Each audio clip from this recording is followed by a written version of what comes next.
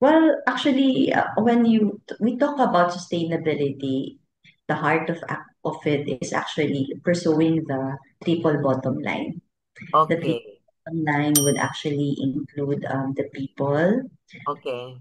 planet, or the environment, Oo. course, the prosperity part or the profit, but we are balancing our profit with our purpose. So Oo. that is where we stand.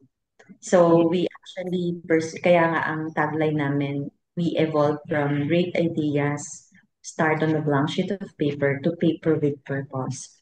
Because in each time that we use a paper, Mm. 'di ba, the perception of like, kasi it's a self-expression, so you're trying to ease out mental health.